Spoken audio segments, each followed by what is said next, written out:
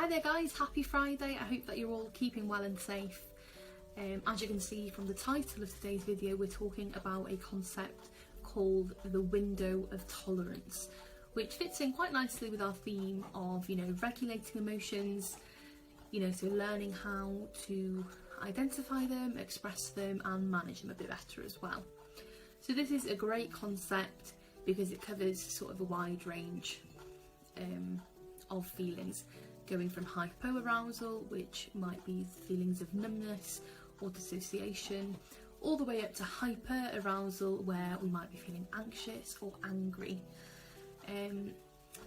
So yeah, I'm gonna explain each step in more detail, each step that you can see on this lovely diagram on the screen, and then I'm also at the end going to talk a bit more about how we can expand our window of tolerance. So at the centre of this diagram, this metaphor I guess, is our window of tolerance. So when we're in our window of tolerance, this is where we feel just right. We feel that we can cope with whatever challenges come our way. We're calm but not tired, alert but not overly anxious, just right and able to cope with whatever comes our way. So this window of tolerance, windows, they can come in all shapes and sizes. So our windows, they can shrink or get smaller during certain times. So that can be caused by stress or trauma, or living during a pandemic. But the good thing is that we can also expand these windows of tolerance as well. So that's by practicing, self-care and mindfulness and looking after ourselves. So this window sort of can grow and shrink, and depending on how big the window is, will have an impact on how well we can manage our feelings and manage any problems that come our way. So what can happen when we are subjected to stress or trauma is that we may start to deviate outside our window of tolerance, particularly if that window is shrunk and it's quite small and we're not able to cope with many things. This is what's known as dysregulation. So we're unable to control or moderate or manage how we're feeling and some of these emotional reactions that we're having. So it's when we start to feel uncomfortable, but not fully out of control. So it's important to learn a bit more about how it feels to be dysregulated so that we can get back into that window of tolerance. So this happens on both sides of the diagram. So, we've got the stage before hyper-arousal. So I've made this look like a little cactus because it's when we might start to feel a bit prickly. We start to feel agitated and anxious, and then it also works for the other way around as well. So when we're becoming hypo-aroused, and that's why I've got a little snail. So we might start to feel sluggish, snail, you get my drift. But yeah, this is when we start to shut down and start to zone out.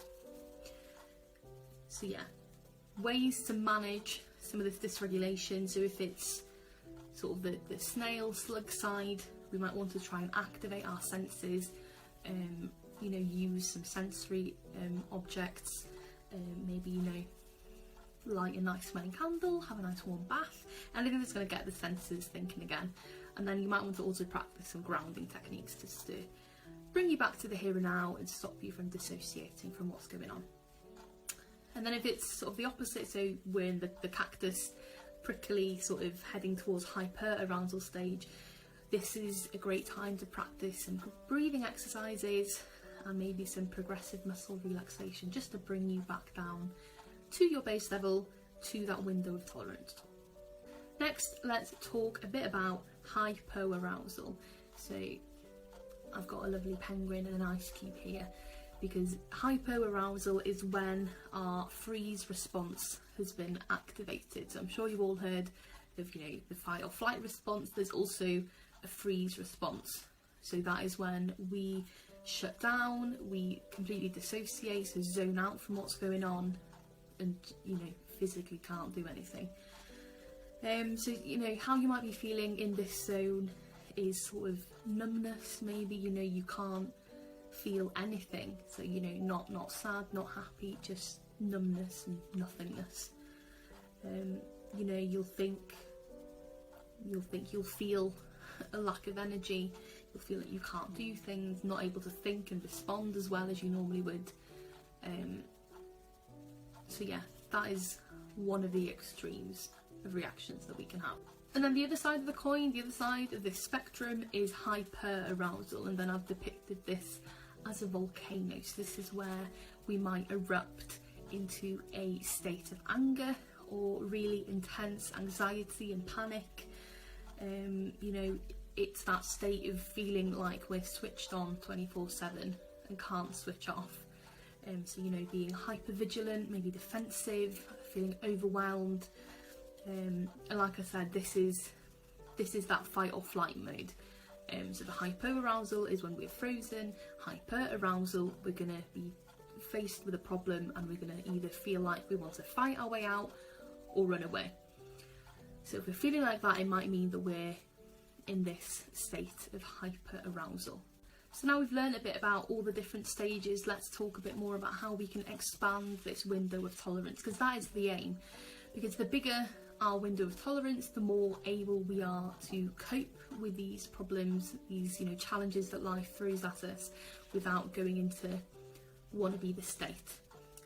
So, you know, the best way to do this is to just listen to your own body and learn to recognise when you might be dipping in and out of your window of tolerance. So noticing when you are feeling like you're dysregulating, because if you notice it then, it means that we can put in those coping skills before we reach either extreme on the spectrum. So it's really important that, you know, we're being kind to ourselves, that we are accepting of all experiences and emotions, be them negative or positive, rather than sort of shaming ourselves for feeling bad. You know, realistically, we can't be happy all the time. You know, there are moments where we'll be sad or angry or worried. So, you know, we need to learn to accept and, you know, welcome all of those emotions. And as well, you know, learn to identify them and name them. Because if we can name something, then it feels a bit less scary.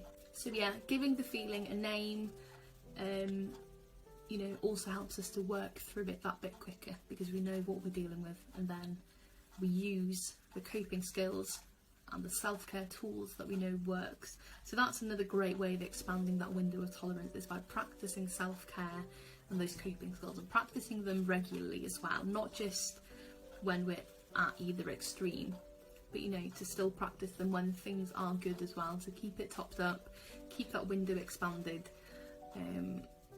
you know, so that we are better able to cope with those things when challenges occur.